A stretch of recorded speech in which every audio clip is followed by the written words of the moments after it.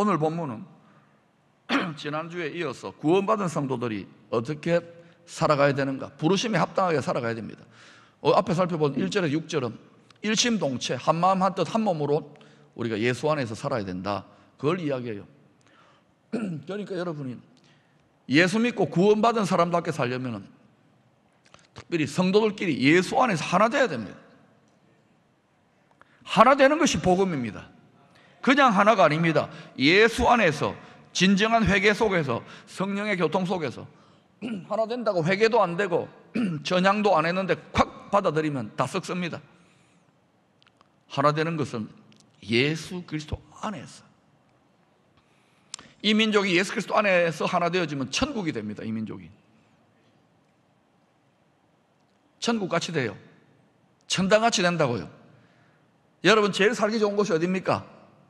천국입니다. 제일 살기 좋은 집이 어디입니까? 천당입니다. 와, 딴 데가 없네. 천당이네, 천당. 천당을 만들어야 돼요. 천당을, 이 나라를, 여러분의 집을, 교회를 그러려면 하나 돼야 됩니다. 6절까지 그걸 다뤄. 그 다음 7절부터 16절은 뭐냐? 교회를 충만하게 해야 된다는 거예요. 거기에 대해서 설명하는데, 이제는 교회를 충만하게 해야 되는데, 그럼 어떻게 하느냐? 충만한 지체들, 충만한 성도들을 세워가지고, 그 충만한 성도, 충만한 지체들을 세우려면 충만한 지도자들을 선물로 세워가지고 그들을 돌보고 훈련해가지고 교회 전체를 한 덩어리로 충만하게 해서 세상의 부족과 결핍을 섬겨라. 그게 오늘 설교 전부답니다. 끝. 기도할까요? 좀 더 할까요?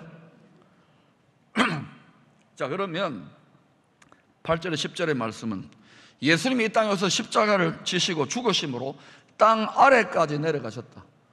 이때 땅 아래는 지옥을 말하는 게 아닙니다. 지옥은 마지막에 악한 귀신들의 대장인 사탄이 심판받을 때, 그때 지옥 문이 열려가지고 다 떨어지지. 뜨끈뜨끈한 우주적 불가마로 떨어지지. 그전에는 음부에 들어갑니다. 믿지 않는 사람들은 음부에. 생식기를 말하는 게 아니에요. 음부가 죽은 영혼들이, 하나님을 모르고 죽은 영혼들이, 하나님의 구원을 인정하지 않고 죽은 영혼들이 가 있는 곳이, 대기하는 곳이 음부라는 거예요. 예수님이 땅 아래까지 내려가셨다가 그 다음 어떻게 돼요? 모든 하늘 위로 부활을 하셔가지고 모든 하늘 위로 오르셨어요. 자, 그냥 하늘이 아니라 어떤 하늘요? 모든 하늘. 하늘이 하나 같은데 어떻게 모든 하늘인가? 성경적인 하늘관을 보면은, 특히 신약 성경에서 크게 보면은, 유대인들도 그렇게 생각하지만 크게 하늘이 세 개로 되어 있어요. 그걸 1층천, 첫째 하늘, 2층천, 둘째 하늘, 셋째 하늘, 3층천. 고린도서 12장에 바울이 어디 갔다 왔다 그랬어요? 3층천, 셋째 하늘을 간 거예요. 셋째 하늘에 왜 바울을 하나님이 초청을 했는가? 거기에 우주의 왕이신, 우주 만물을 다스리시고 창조하시고 구원하시는 창조주 하나님의 왕의 보좌가 거기에 있는 거예요. 그래서 그 왕의 신하니까, 왕의 보냄을 받은 사도니까 바울을 특별히 올라와 하고 하나님 구경을 한번 시켜준 거예요. 셋째 하늘에 제일 높은 하늘입니다. 그런데 또 구약 성경은 특별히 보면은 이런 표현들이 많이 나옵니다. 집에 가 숙제입니다. 찾아보세요. 뭐라고 하느냐? 모든 하늘들의 하늘, 모든 하늘들의 하늘. 이 말은 아까는 크게 세 개라 그랬는데 우리 동양에서는 9,009개 하늘을 헤매고 돌아다닌다. 모든 하늘들의 하늘, 이게 무슨 말일까? 크게는 세 개가 맞아요. 근데 잘게 쪼개가지고는 저마다 하늘이 있는 거예요. 여러분은 소우주 아닙니까? 소우주된 여러분의 하늘이 있어요. 지구의 하늘이 있고, 달의 하늘이 있고, 명왕성의 하늘이 있고, 토성의 하늘이 있고, 저도 뭐 모르겠지만 안드로메다 어쩌고 거기에 하늘이 있고, 또 저쪽 뭐랄까요, 무슨 하여튼 거기도 하늘이 있고, 소우주의 하늘이 그러면 얼마나 많겠습니까? 사람도 지금 현재 70몇 억인데 우주의 하늘은, 우주의 작은 우주는, 별들은 얼마나 셀 수도 없어요. 그걸 뭐라 하냐, 천지백갈이라 그런 거예요. 너무너무 무한히 많은 거예요. 저희 하늘은 무한히 많아요. 그 모든 하늘들의 하늘, 가장 높은 하늘, 바울이 올라간 셋째 하늘, 제일 무한히 높은 하늘은 바로 하늘의 왕이신 하나님이 계시는 보좌가 있는 그 하늘이에요. 예수님이 십자가에 죽으시고 그 하늘까지 올라가셨는데, 부활하셔가지고 그냥 올라간 게 아니라 보니까 뭐라고 합니까? 모든 사로잡힌 자들을 사로잡으시고, 우리가 뭐 전쟁 포로입니까? 사로잡게? 무슨 말입니까? 예수 그리스도를 모르고 하나님의 보내신 구원자를 모르고 이 세상의 임금 노릇하는 못된 독재자에게 정신적으로, 영적으로, 육적으로 포로되어 가지고 자기도 모르게 그 힘에 따라서 끌려가고 있는 사로잡힌 자들, 뭔가에 씌어가지고 망하는 길로 가고 있는 인생들을 예수를 믿는다 하니까 그 사람들의 믿음을 하나님이 구원으로 간주해져 가지고 그들을 부활의 능력, 전능하신 구원의 능력으로, 믿음의 능력으로 확 사로잡아 버린 거예요. 마귀에게 사로잡힌 자들을 확 주님의 구원의 능력, 하나님의 능력으로 사로잡아 가지고 어디로 끌고 올라가시는가? 가장 높은 하늘에 하나님 아버지 보좌 우편에 예수님이 계시고 예수님의 우편에 함께 앉혀놓는 거예요. 우리를 그 영광의 길을 열어놓은 거예요. 아이고, 그럼 이렇게 말해요. 목사님, 지금 나는 힘들어 죽겠는데, 바닥을 헤매고 있는데, 막장 인생인데 괜찮아요. 장차 우리는 끝까지 믿음 안에 거하면 어디를 가게 될 겁니까? 가장 높은 하늘에 올라가요. 예약이 돼 있어요. 예약이. 천국의 예약은 펑크 안 납니다. 하나님은 믿음으로 약속하면 반드시 지키시는 분입니다. 신실하신 분입니다. 그러니 주님이 지금 올라가 계신 게 얼마나 감사합니까? 영어로는 우리 안에 예수의 영으로. 7절에는 이렇게 가장 높은 하늘에 오르신 예수님께서 믿는 성도들 각자에게 그 선물의 분량대로 은혜를 주셨다고 합니다. 이때 선물은 일종의 전리품입니다. 싸움에서 이긴 거. 예수님이 어떻게 싸움에서 이겼나? 총칼로 싸웠네. 사람을 죽였나? 안 죽였지요. 살리셨지요. 예수님이 십자가에 돌아가셨다는 것, 놋뱀이, 구리뱀이 장대에 매달렸다는 것은 예수님이 죽었지만은 그때 누가 죽은 겁니까? 사실은 뱀의 대가리가 밟혀버린 거예요. 죽으셨지만 그 십자가를 통하여 누구를 심판합니까? 세상에 사망과 죄의 권세를 가지고 있는 예수를 자기가 죽음으로 승리를 취하신 것입니다. 그리고 필사즉생, 하나님이 그러니까 공의의 원리대로 살리셔버리잖아요. 죄가 없는데 죽으면 안 되지.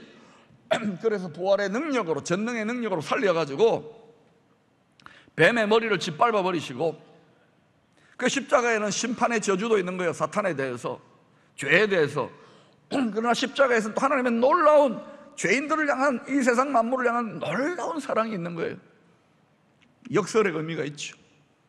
그래서 하나님이 예수 그리스도를 십자가와 부활의 능력으로 승리케 하셔서 오르신 거예요. 그때 이 세상의 공중의 권세를 잡고 임금 노릇하는, 원수가 빼앗았던, 인간으로부터 빼앗았던, 이 세상에서 왕 노릇하는 왕권을 빼앗았던 것들을 주님이 빼앗아 오셔가지고 하늘로 올리셔서 그 전리품을 은혜를 따라 분량대로 우리에게 선물을 주신 거예요. 할렐루야. 전리품을 은혜로 나누어 주신 거예요. 할렐루야. 이 원리를 잘 알아야 돼요. 근데 우리가 전쟁 친 게 있습니까? 없습니까? 우리가 죽었어요, 십자가에? 안 죽었잖아요. 그런데 믿으니까 우리가 그 할 수 없어요. 능력이 없으니까. 우리 그렇게 믿는 거예요. 그 사실을 믿는데도 하나님이 너 전쟁했다라고 인정하고 우리 분량대로 나누어 주시는 거예요. 근데 분량은 또 무슨 분량이냐? 나눠주려면 무한히 나눠주시지. 분량이 있어요. 이때 분량이라고 하는 헬라어 원어는 카타톤 메트론입니다. 한번 따라합시다. 카타톤 메트론. 이런 각각의 크기와 치수와 측량을 한 대로라는 뜻입니다. 하나님은 위대한 건축가가 되세요. 그죠? 큰 집을, 하나님 나라를 다시 지금 회복하고 계세요. 하나님 나라가 전체가 집입니다. 큰 집에는 그릇들이 많다 그러잖아요. 귀에 쓰는 그릇, 천이 쓰는 그릇, 중요한 건 다 거룩하고 깨끗한 그릇이 돼야 되는 겁니다. 그런데 그 큰 집을 누가 창조하고 누가 설계합니까? 삼위일체 하나님이. 그 예수님이 이 땅의 직업이 뭡니까? 목수예요. 건축가예요. 집 짓는데 누가 달인입니까? 대답 좀 하소. 하나님이 위대한 건축가신 거예요. 그럼 하나님이 이 우주 만물 큰 집을, 하나님의 우주적 교회를 건축해 갈 때 아무 생각 없이 집을 지을까요? 완벽한 설계도가 있을까요? 우리가 이 교회를, 아름다운 성전을 지을 때 설계도대로 했을까요? 계속 설계 변경을 했을까요? 설계 변경은 거의 없었습니다. 이런 경우는 기적이에요. 그만큼 우리 건축위원장님이나 건축위원들이 잘하신 거예요. 하나님의 건축은 0.1%도 오차가 없는 거예요.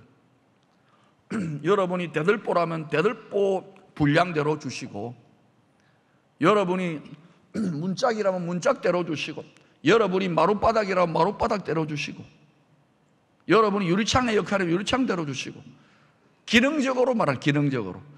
아이 목사님, 내가 사람인데 어떻게 내가 문입니까? 이렇게 이야기하지 마시고 기능적으로 말하는 거예요.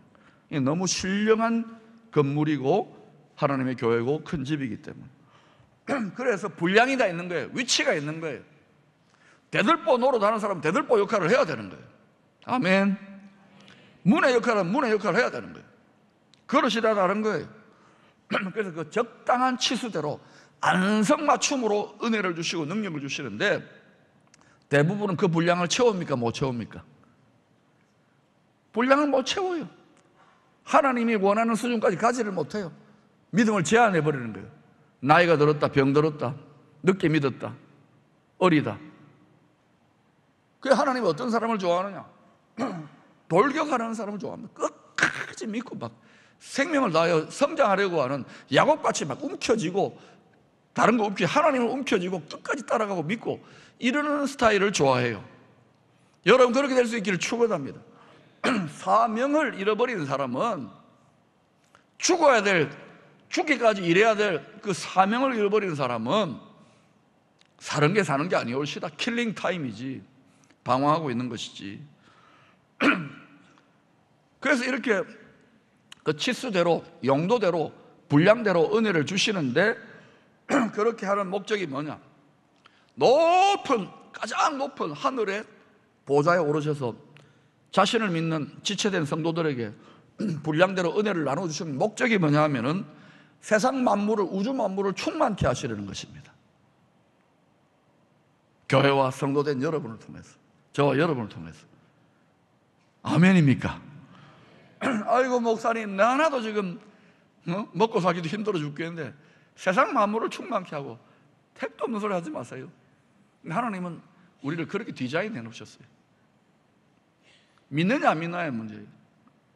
우리가 이 하나님의 뜻대로, 하나님의 뜻과 의를 구하고 하나님 나라를 구하면 어떤 일이 날까요? 더하여 주실 것 같은데, 저는.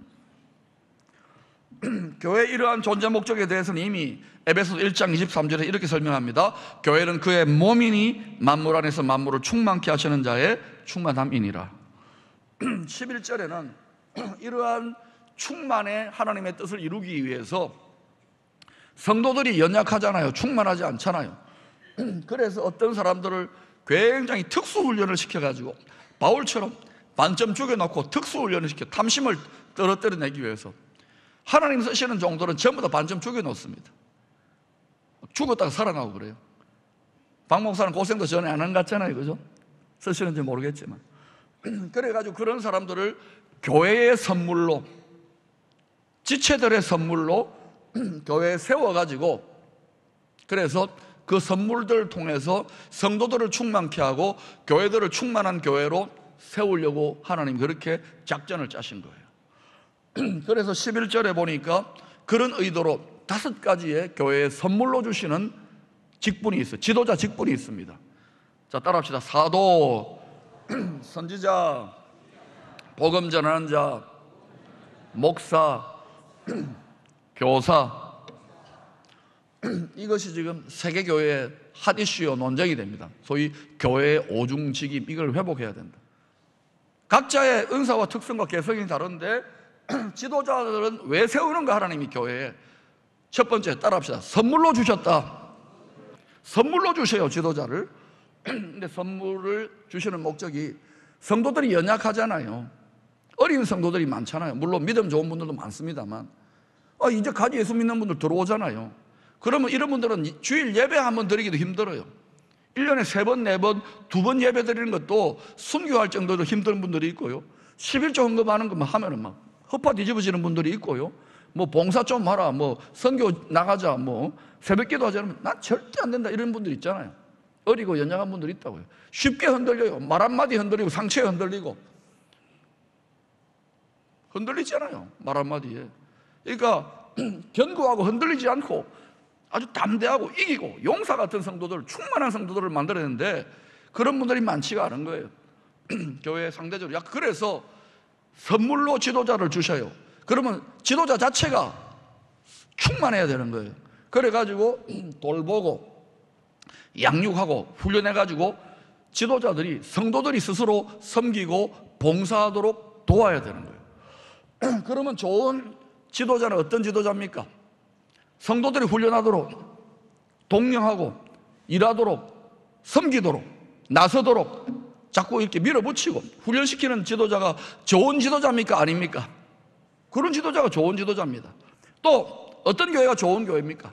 한 성도도 그냥 가만히 즐기고 큰 교회 뭐 에어컨도 잘 나오고 이런 교회 되면 안 됩니다. 전부 다가 소비자나 서비스를 받는 사람들이나 모두 다가 섬기고 땀 흘리고 수고하는 교회가 돼야 되는 거예요. 그래서 유람선 같이 즐기는 소수의 사람들만 봉사하는 교회가 아니라, 기쁨의 교회는 어떤 교회가 되겠습니까? 구람 같은, 더 나아가서 어떤 교회요? 항공모함 같은 교회가 돼요. 항공모함. 항공모함 그림 보세요. 항공모함. 우리는 죄와 하늘에 있는 악한 영들과 우리의 탐심과 싸우는 그리스도의 군사들입니다. 군사들. 총칼로 싸우는 게 아니란 말입니다. 항공모함 같은 교회는 항공모함 한 대만 하는 게 아니에요. 항공모함 한 대가 국가를, 열방을 방위합니다. 그러니까 민족과 열방이에요. 그러면 여러 크고 작은 교회들과 연합을 해요. 연합을. 그러니까 항공모함이 항공모함답게 해야지요. 항공모함인데 가만히 보니까 유람선이야. 그러면 안 되는 거예요. 그 군대의 특징은요, 명령이 떨어지면 힘들고 어려워도 하는 거예요. 우리는 귀신 잡는 해병대는 그런 거예요. 그런데 점점 군기가 빠져버리면 어때요? 뭐 하자 이러면요, 뭐 새벽 기도는 절대 이야기 안 합니다. 하자 이러면요, 니나 해라 그러잖아요. 그러면 그거는 당나라 군대가 되는 거예요. 그 나라가 약해져요. 여러분이 거룩한 나라 아닙니까? 여러분이 약해진다고. 결론을 맺습니다. 시간이 좀 가서. 종교개혁자 칼빈은 하나님이 아버지라면 교회는 어머니의 품과 같이 돼야 된다. 왜요? 하나님 말씀을 때때로 순종하기 어렵잖아요. 순종해보면 또 사단 원수마귀 세상이 막 대들잖아요. 상처받고 실망하고 낙심하고, 여러분 잘 믿는다고 기도해도 응답도 안 되고 막 그러잖아요. 낙심한 분들이 많잖아요. 또 교회 뭐 천국이라고 왔는데 막 상처 주고 모난 사람들이 있잖아요. 냄새 나는 사람도 있잖아요. 여러분 발냄새 안 납니까? 다 그렇단 말입니다. 용서받은 죄인들이 모이는데, 그러니까 어때요? 교회는 어머니의 품과 같은 역할을 해줘야 되는 거예요. 말씀은 타협 없이 딱 써야 되지만, 여러분이 힘들고 어려울 때 누가 생각납니까? 어머니가 생각납니까? 아버지가 생각납니까? 부를 때, 누구 위기에 처했을 때 아이고 엄마야, 아이고 아버지요, 누구를 부르느냐가 그 사람의 마음의 고향입니다. 저는 누구 부를 것 같아요? 안 가르치죠? 여러분, 예수 파단 목사님이 인도에 오신 그분이 러브 앤 케어, 사랑과 돌봄입니다. 사랑과 돌봄 국제대표예요. 25년 동안 7,000개 교회를 개척하고 전 세계를 다니잖아요. 근데 이분을 딱 만나서 교제를 하는데, 우리 교회 집회를 위해서, 이분은 역시 그 긍휼을 따라서 러브 앤 케어를 많이 해서 그런지 러브 앤 케어의 달인이더라고요. 그게 향기가 느껴져요. 그 어떤 좀 기름 부으심이랄까요, 인격이 느껴져요. 그래서 내가 그랬어요. 패스터 파담, I need love and care from your ministry. 좋은 말 했습니다. 뭐라고 했느냐? 이번 집회나 당신의 사역을 통해서 박 목사부터 먼저 러브 앤 케어 좀 해달라고. 나 케어가 좀 필요해요. 케어가. 주중에 회의를 하는데 한 형제가 목사님 심정을 점점 알 것 같다고, 내가 애통스럽다고. 그런데 목사님, 그 친구가 결정적인 말을 날리는 거예요. 목사님, 군인도 사랑이 필요하다고. 보내고 나서 제 방에 혼자 우두커니 앉아있는데 그 말이 계속 맴돌아요. 군인도 사랑이 필요하다, 군인도 사랑이 필요하다. 그리고 제 과거를 돌아봤습니다. 부모님 맞벌이 하시고 자식 키운다고 국제시장 전쟁터같이 살아오셨어요. 거기에 또 사회가 좋았는지 나빴는지 모르지만 사람과 전쟁도 하시고, 10월대에 오셔가지고 우리 어머니 고생 많이 하시고, 제 어린 시절에 자라온 배경을 보니까 러브 앤 케어가 내가 결핍되었던 거예요. 왜 이렇게 예수에게 내가 젊은 시절에 그렇게 몰두했을까? 사랑에 굶주려가지고 그 사랑을 감격하고 쫓겨나서도 막 미친듯이 주님을 따라오는데, 여전히 죄와 어둠과 싸우면서 새로운 교회를 만들어 보려고 공의에 굶주려서 이렇게 교회를, 성도들을 막 훈련받으라고 막 밀어붙이는데 모든 것이 사랑 안에서 되어야 돼요. 사랑 안에서. 근데 내가 패스터 파담, I need love and care, 하나님의 사랑을 듬뿍 받았지만 지난 15년을 돌아보면서 기쁨의 교회에서 우리 성도들이 정말 제 속을 많이 썩였어요.